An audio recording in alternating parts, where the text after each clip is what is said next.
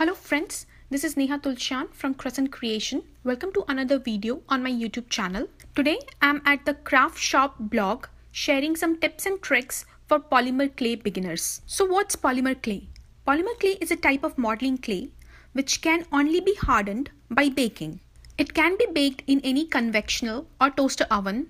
Polymer clay is non-toxic and comes in variety of colors which can again be mixed to create customized colors. There are different companies in market selling polymer clay and its tools. Today I have some with me like Sculpey, Primo, Fimo and Pardo clay. Each block of these clay is around 57 grams or 2 ounces. And every block of polymer clay comes with baking instructions on its packaging. So bake the clay as per instructions and you will be done. One important thing, after the clay is baked, do not touch the baked piece immediately. This is a point when the clay is at its most brutal stage. If you touch, you might crack it or the whole piece will fall apart. Make sure the pieces are completely cooled down before you start handling them. Next, let's talk about work surface. You always want to protect your work surface, and the acceptable material here will be any non-porous surface like glass or metal baking sheets, etc. For beginners, I would suggest to go with craft sheet. It's a reusable, non-stick multi-purpose sheet that offers sleek work surface for easy cleanup. You can see my craft sheet has received a lot of love from me, and as a beginner, I had used this craft sheet a lot until I moved to this glass cutting mat from VR Memory Keepers. It has 13-inch grid, angle measurement lines, tempered glass, measurements in both inches and centimeters. It's not too big, not too small as a work surface, and it's easily movable and easy to store. I'm in love with this glass mat. Now let's talk about tools. There are a lot of tools in the market for polymer clay. But as a beginner, you do not need a lot of tools. Few simple tools and you're good to go. First is the rolling pin. I have the Sculpey acrylic clay roller. You can use any rolling pin available at your house. Look for materials like this dotting tool. You can use this tool as a rolling pin or a rolling pin for your kitchen. Just be aware that when you're using product from your kitchen, don't mix, keep it just for your clay and don't again use it in kitchen.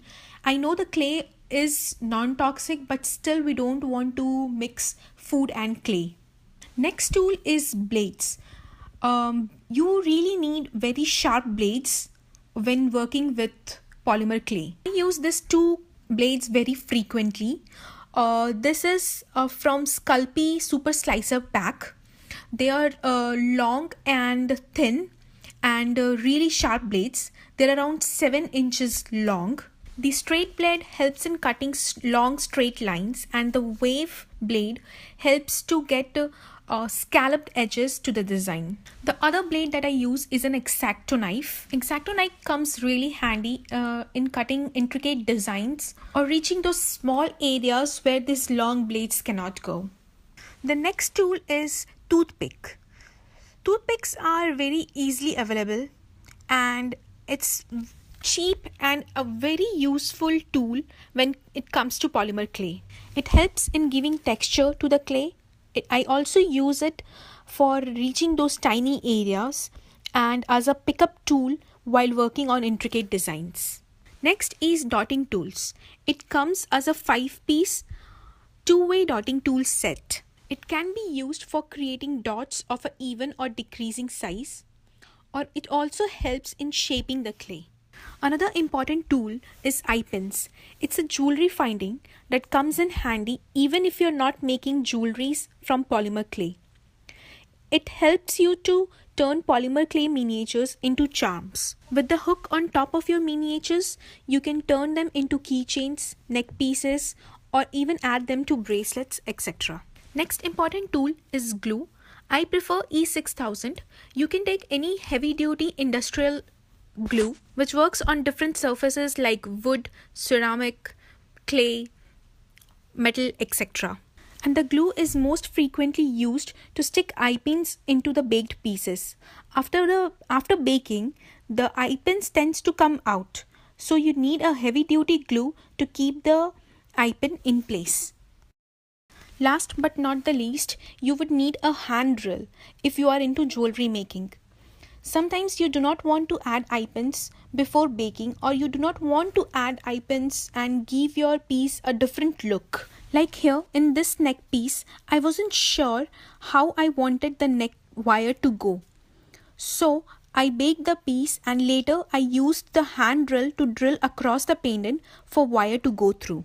Now, when you start with your clay, the first step is conditioning. It means you take the clay out of the package, you work on it with your hands and continue until it's soft and pliable.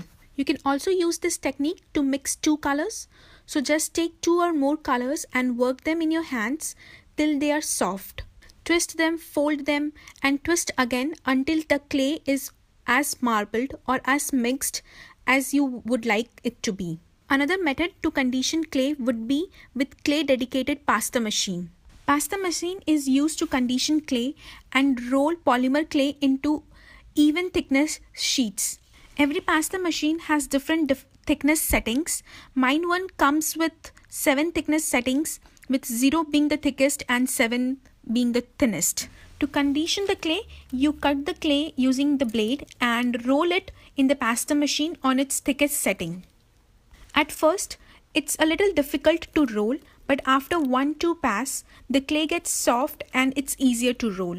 While putting the clay back into the machine, you want to fold the clay in half and put the folded clay edge first into the machine. This way, there are no trapped air bubbles in the clay. So now let's start with a very basic technique and make some ear studs. So I have this 3 sheets of clay in red, gold and twinkle twinkle color from Sculpey that I have rolled out using my pasta machine. Red and gold on the thickest setting and the black with golden sparkle, that's called the twinkle twinkle color, that's on the number 4 settings.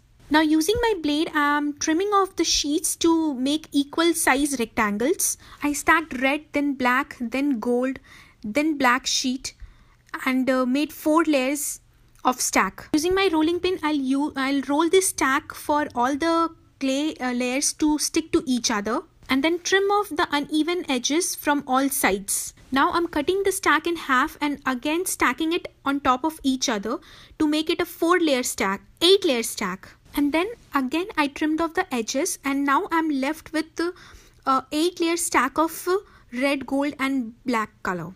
So this is my striped pattern. So now when you cut your stack in small, in thin pieces from sides, you get this stripe pattern which looks very beautiful. To create my stud, now I am layering these stripes pattern onto a red sheet of clay which is rolled out in my pasta machine on its thickest setting. When I have enough space of pattern layered on my clay sheet, I will take a piece of copy paper, put it on top of clay and roll out with very light hands the whole clay to even out all the design. Now once my design is ready, I will take the circle cutter, the smallest of the circle cutter from Sculpey graduated cutter in circle and cut out the designs. You can use any cutter, any shape of cutter here like squared, teardrop, etc. You can even design your own pattern and cut it out to make different shaped jewelries. Now the pieces are ready. You have to bake these as per the instructions in the packaging. After baking, I will let these pieces cool down and then I will stick golden colored stud findings using my E6000 and my ear studs will be ready. You can see how beautiful this stripe pattern looks. In the similar manner, you can even create pendants, so you will have a complete jewelry set. So just for creating this pendant, you have to use a bigger circle cutter to cut out the pendant. I hope this video cleared out your doubts and inspired you to try out polymer clay. All the products used are linked in the description box below or visit my blog for picture links. Thank you for visiting. Have a nice day.